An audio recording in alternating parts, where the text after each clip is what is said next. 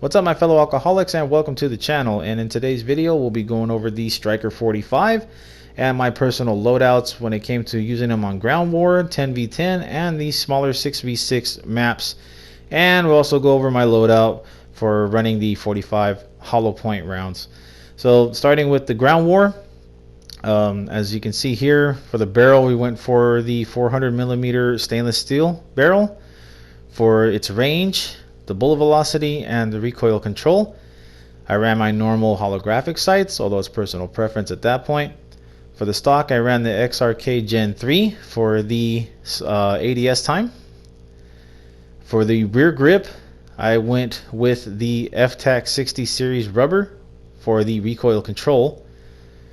And the underbarrel, I went for the Merc foregrip for the recoil control and hipfire accuracy. So with the Merc foregrip's help, you can still kind of have that SMG style of like up close and personal hipfire accuracy, and then of course the recoil control of that Merc foregrip mixed with the barrel and the rear grip definitely helps for those long range shots and staying more accurate and on target when it comes to those engagements. So definitely helps out a lot. And then my 6v6 loadout. This loadout is basically for the really small maps. I ran the 5mW laser for the hipfire accuracy and sprint to fire speed, the XRK Gen 3 stock for the ADS time. I ran sleight of hand for the reload quickness. And then for the rear grip, I ran the FTAC G5 XO for its ADS time and sprint to fire time. And then we went back to the Merc foregrip for that hipfire accuracy, and it also helps with that recoil control. So the reason why I designed the gun like this for those smaller maps is because the gun's fire rate is actually very slow. Matter of fact, it's actually comparable to that of the Uzi. So definitely coming out of sprint a lot quicker and getting first shots on target a lot faster is a definite improvement when it comes to this gun, especially with that slow fire rate. So it helps out a lot. And then this is the hollow point setup that I used. I ran a regular red dot optic, any optic's fine. The stock, I went for the Gen 3 again for the ADS time. I went for sleight of hand to reload faster because it only has a 12 round mag. The rear grip, I went for the FTAC again for the sprint to fire speed and ADS speed. And then of course you got to throw on the hollow point magazine or the hollow point rounds. So again, it's only 12 rounds per magazine. So definitely have to run that sleight of hand because you're going to be reloading a lot and probably only engaging, I want to say, up to maybe 3 people at the most before you have to actually reload. So definitely run the sleight of hand because that helps out a ton. And it's not too bad because the hollow point rounds actually help with ADS time, so you're definitely improving everything there. But honestly, I don't recommend the loadout, and I'll explain why later. But going to the wall tests, this is a standard Striker 45. As you can see, the recoil pattern is pretty bad. There's a lot of space between shots, so it definitely has a lot of kick vertically. And you can see it slightly goes to the left there, so some horizontal as well.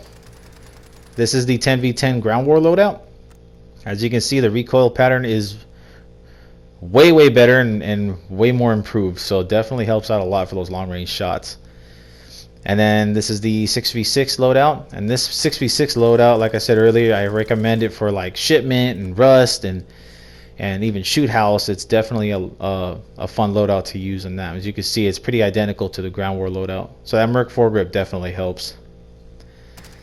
And then this is the hollow point loadout, and I put 2 magazines into the wall because, like I said, it's only 12 rounds, so you get 2 comparisons right there. And it's obviously it's the best accuracy you can get out of the gun, but you only have 12 rounds a piece, so you always got to keep that in mind. And as far as my overall opinion of the gun itself, the Striker 45 honestly to me was kind of a letdown. Because I had high hopes once I heard about the gun coming, thinking that, oh man, the UMP is returning, and that was a powerhouse, that was a OP weapon. Maybe they won't make it as OP, but it definitely would be fun to use. And no, I really don't enjoy using this gun at all. As far as like a competitive standpoint, it's not competitive at all.